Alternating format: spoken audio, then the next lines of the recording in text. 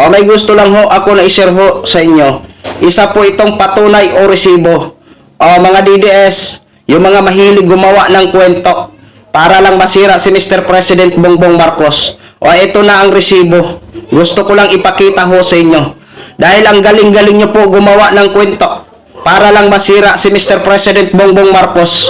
May nagsasabi pa na si Mr. President Bongbong Marcos daw may eroplano papuntang UN. Pero sa ating mga kababayan, wala pa daw plano. Sos Maria Josep. Pinagluloko ang ating mga kapwa kababayan. 'Di ba? Kahit ho mga supporters nila, pinagluloko ho nila. Pero tayo alam na alam ho natin na bago ho yan lumipad si Mr. President Bongbong Marcos papuntang UN, ay always ho yan nakamonitor. Nagre-report po yan. Kahit nga ho yan na nasa UN ho yan, nakamonitor pa rin yan sa ating mga kababayan sa Middle East. Pero itong mga walang hiya na ilan sa mga DDS, para lang makaano ng views, para sa kanilang sariling interest, gumagawa ng kwento. 'Di ba? O isa na nga dyan, si Roque, 'di ba? O kung ano-ano ang sinasabi ni Roque nung pumunta ito si Mr. President Bongbong Marcos sa United Nations. 'Di ba? Alam naman ho natin ito si Roque, wala na ho talaga yang kahihiyan. O kung ano-ano lang ho ang sasabihin niyan. Ito mga kababayan, panoorin at pakinggan ho muna natin itong pagpapasalamat ng ating mga kababayan na mga OFW dito sa ginawa o tulong ng administrasyon ng Mr. President Bongbong Marcos. Unang-una po, magpapasalamat po kami kay President Marcos at patuloy niya kaming tinutulungan ng mga OFW. Sana lang po sa nangyayari po ngayon na kami po hindi na makakabalik sa aming mga trabaho, meron po sana kami makuha ng tulong pinansyal na magpapatuloy sa aming kabuhayan dito sa pag-uwi namin sa Pilipinas. Maraming salamat po sa tulong na ipinabot sa amin ng DMWO sa direktiba ng Pangulo. Kahit po mahirap yung journey namin, hindi po kami nag-iisa dahil kasama namin ng DMWO. Ang mga apektado rin ng nangyayari ngayon, kaguluhan, humingi lang po tayo ng tulong sa OWA, DMW at hindi pa tayo papabayaan. Gaya pa ng ginagawa nila sa amin dito ngayon. President Bongbong Marcos, maraming salamat sa sobra ba na pinabot mo sa amin. Malaking bagay ito para sa amin, tsaka pag sa pamilya ba namin. Sana magtuloy-tuloy, tsaka marami pang matulungan na kagaya ko OFW na mga stranded, may mga problema dun sa ibang bansa. Sobrang salamat po talaga. President Bongbong Marcos, maraming salamat po. Nakauwi po kami at sa inyong handog na serbisyo po. Maraming salamat po.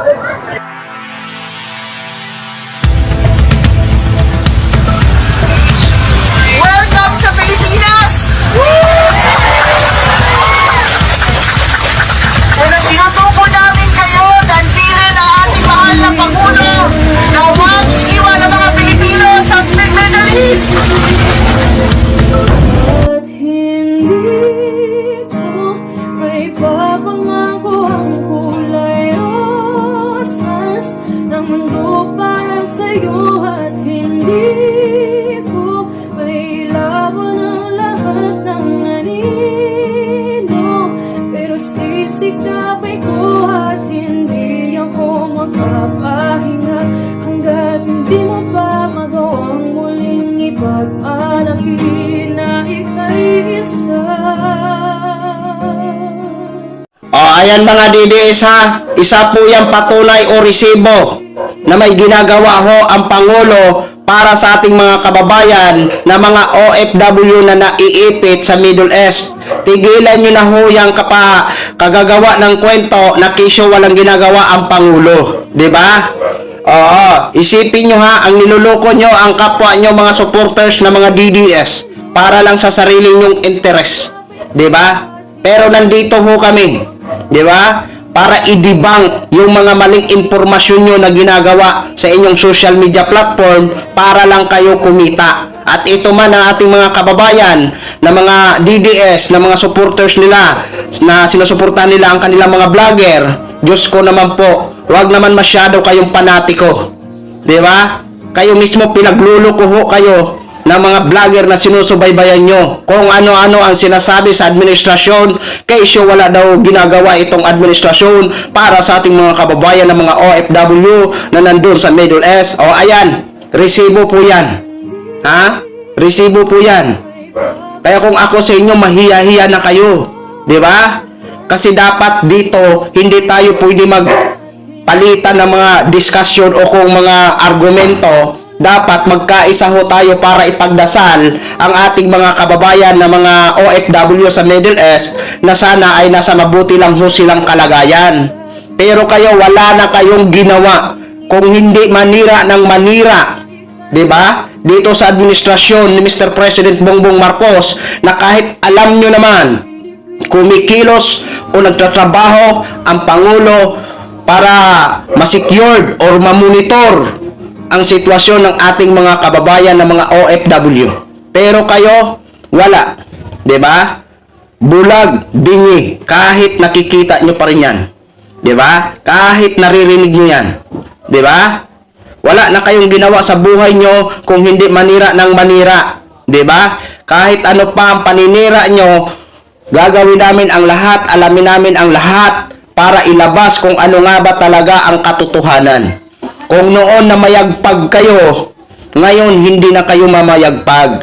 Dahil parami na ho kami na nagdidibang sa mga maling impormasyon na kumakalat sa social media na ilan sa mga DDS ay gumagawa ng kwento para lang sa kanilang sariling interes. Para lang paglulukuhin ang kanilang mga supporters na mga DDS din. Kayo din na mga supporters, parang hindi naman kayo nanonood ng balita, agad-agad naman kayo maniwala. 'Di ba?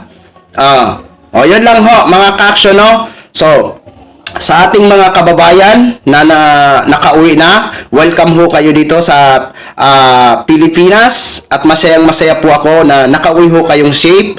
At sa atin din mga kababayan na nandun pa sa Middle East, sana ho mag-ingat ho kayo lagi dyan. Huwag ho kayong mag-alala, no? Nandito po ang gobyerno natin.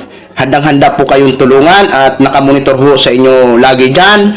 So sa mga gustong uuwi na nandyan pa sa Middle East, mag-ingat-ingat po muna kayo, no? Sana po nasa mabuti lang po kayong kalagayan ngayon, okay? Ano man ang kulay nyo, mahal na mahal ko kayo kahit DDS po kayo, 'di ba? Dahil kayo ay tinuturing ko na isang bayani ng Pilipinas. Kaya mag-ingat-ingat kayo dyan, ano man ang kulay nyo, dinadasal ko, hangad ko na nasa mabuti lang kayong kalagayan dyan. Okay? So yun lang ho, mga ka-action, mga kakamping. At syempre, maraming salamat pala kay Mr. President Bongbong Marcos, no? Maraming salamat po sa inyong pag ano po talaga sa ating mga OFW, sa ating sa kanilang sa kanilang kalagayan na ma-secured lagi at nandyan lagi ang tulong nyo, hindi nyo pinabayaan ang ating mga OFW.